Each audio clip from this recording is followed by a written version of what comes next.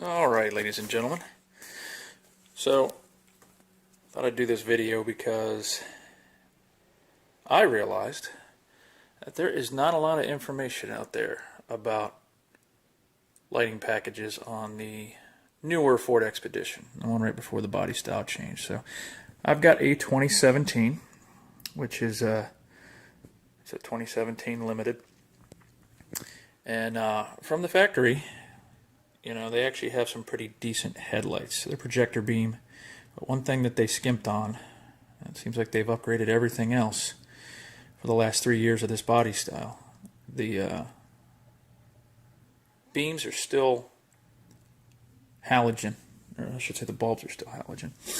And pretty much everything else is a standard incandescent bulb.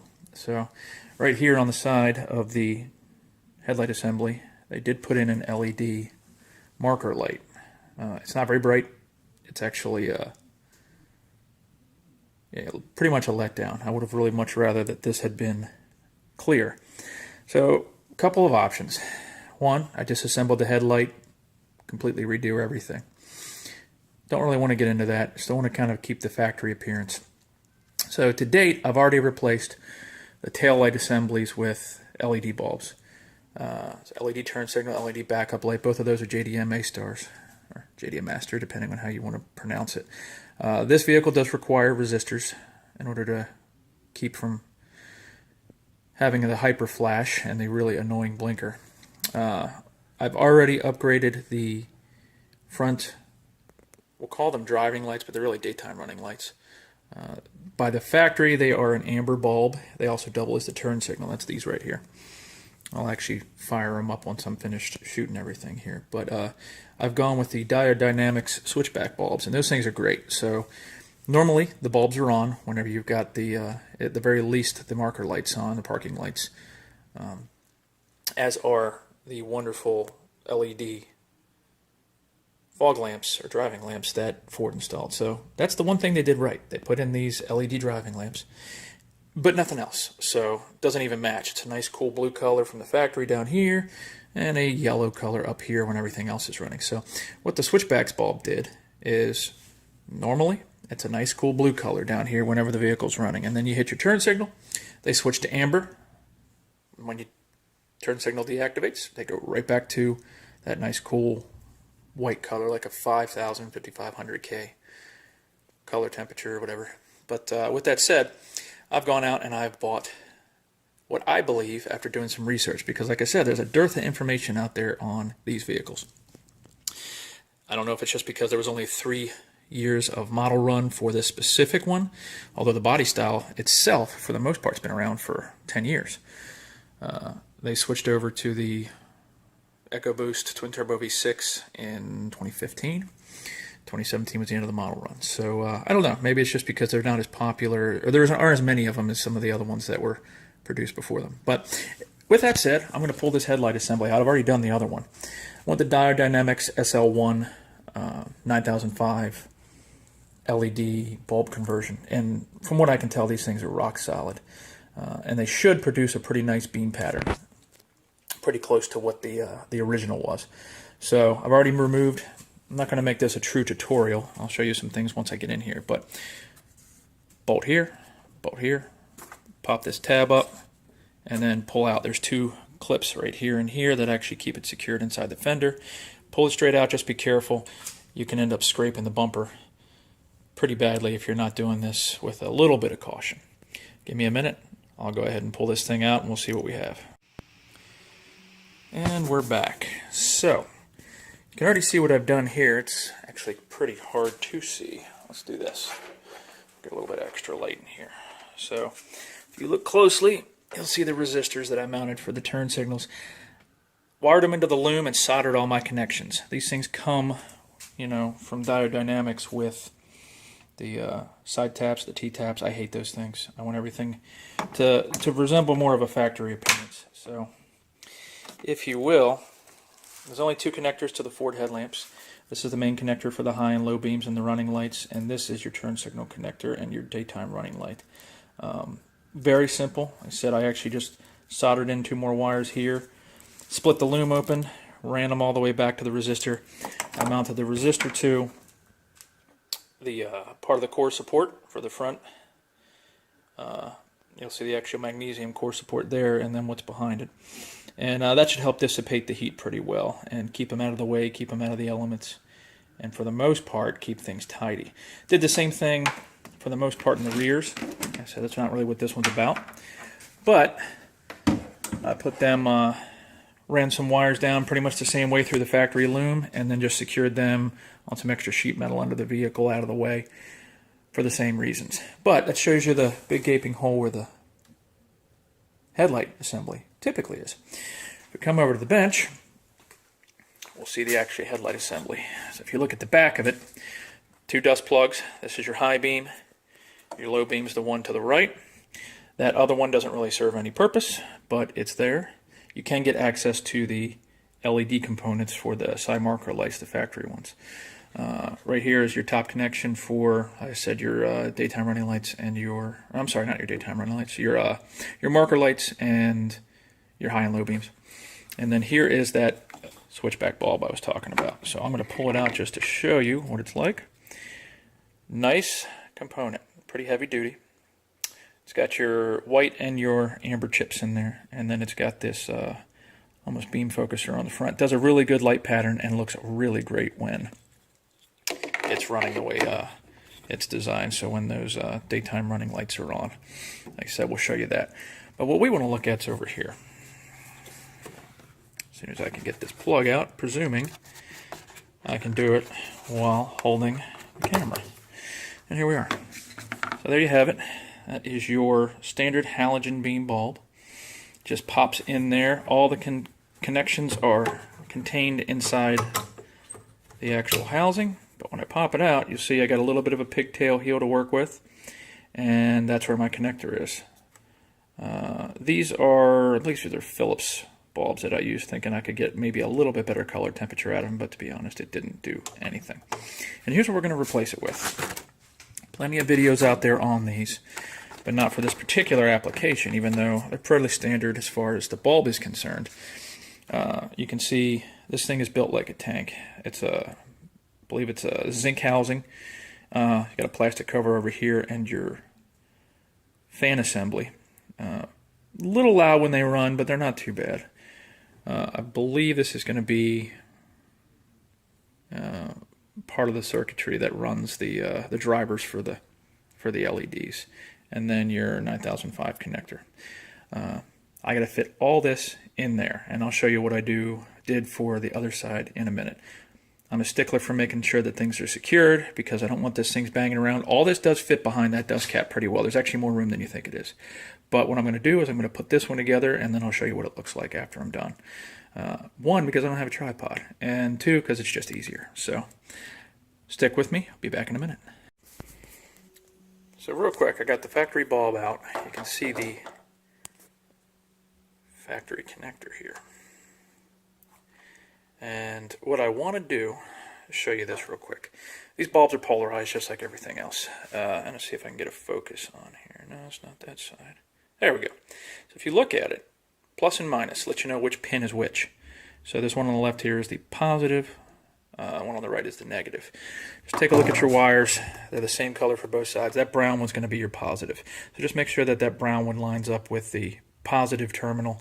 That way you're not going to have any polarity issues once you reassemble this, because you do want to test them before you put everything back together and put your bolts in and be ashamed to get it back together and realize, oh, it doesn't work.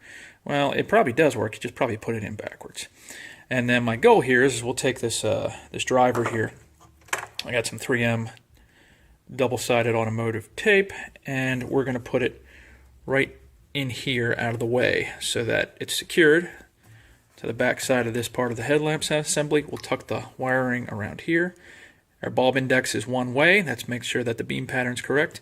Rotate it in, and it should fit perfect. And we can put our dust cap back on. So I'm going to do that, and I'll be right back. And there we have it. So here you can see our bulb mounted in the factory housing.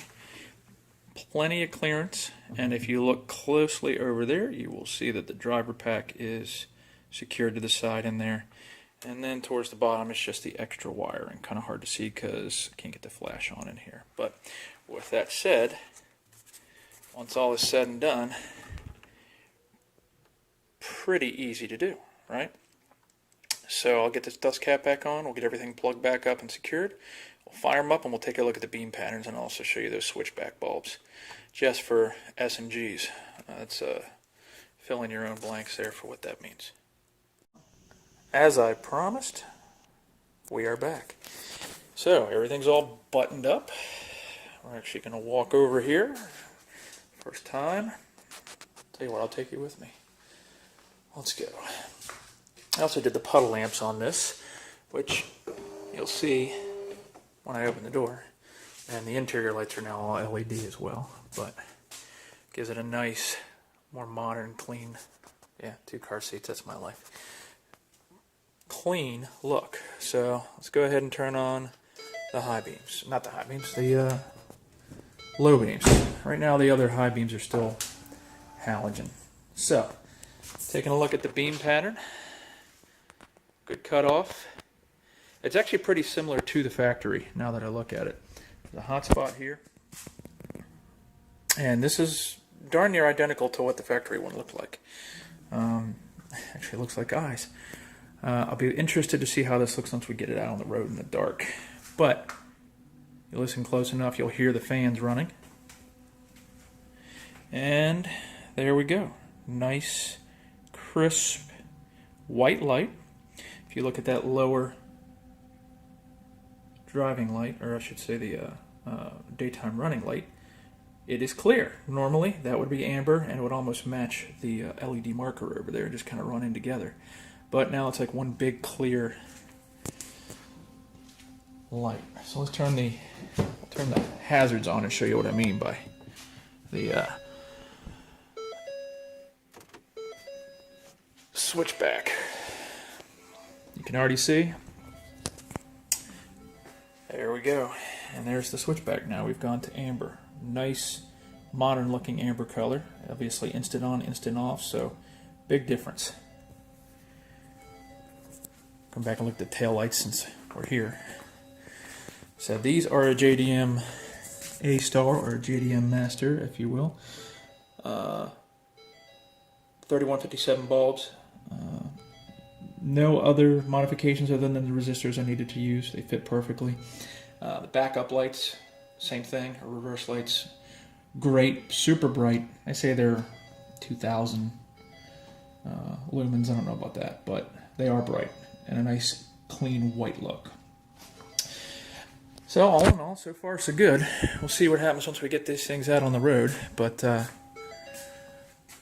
so far so good. So I'll update as soon as I get this thing out tonight and take a look. For now, signing off, and say goodbye. Goodbye. Well, here we are.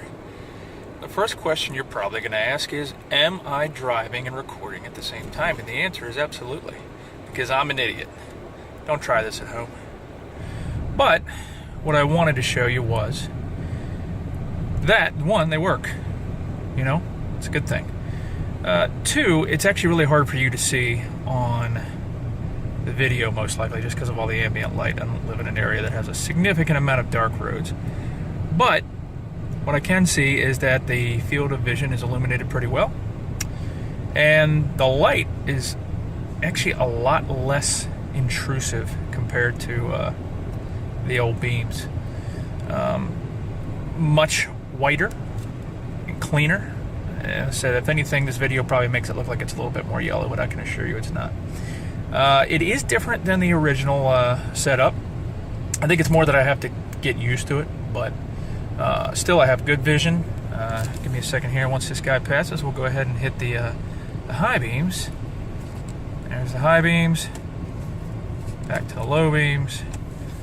Go ahead and hit my blinker, and we'll actually pull home. When I get stopped, I will go ahead and show you what the total package looks like at night. A little bit of rain on the ground, that's not helping things for sure. It's 37 degrees, right? Yeah, 37 degrees out, so it's cold, it's rainy. Mid-December, it sucks, but the Ravens won, so that's good. Give me a couple seconds here to get stopped, and we'll see what it looks like. Final answer, ladies and gentlemen, there we are. Doesn't do it justice. It's just too much kind of bleed with the video. But you can definitely see at least that I got a pretty good field of vision here. So, in reality, looks amazing. Yeah, I'm not going to be able to get the bleed through off of this, but with that said, I like to use that word a lot. You probably noticed. There's the taillights. All in all, not bad. I think it's a win. I think the next thing is we're going to do the high beam conversion, but you know, they're 150 bucks a pop. I will say these things are not cheap. One of the things you need to be careful with when you're buying LED bulbs is you get what you pay for.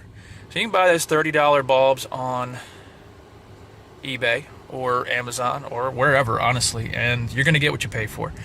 If the beam is not designed correctly, the chips aren't in the right place, you're not going to have a good beam pattern, you're not going to have a good hotspot, you're not going to have a quality product that's going to last, for one. All my research, some great resources, the Diodynamics website itself, put in your car model number, it'll tell you what's available that they offer. And then Headlight Revolution has a lot of great videos on their website, and as far as installation or just choosing the correct bulb, highly recommend you check them out. I actually purchased the Diodynamics bulbs from Headlight Revolution instead of directly from Diodynamics, only because I could get them sooner. They were, for lack of a better term, back ordered. I guess it's a production run issue for Diodynamics. They didn't have them in stock, but Headlight Revolution did. They're both out of Minnesota.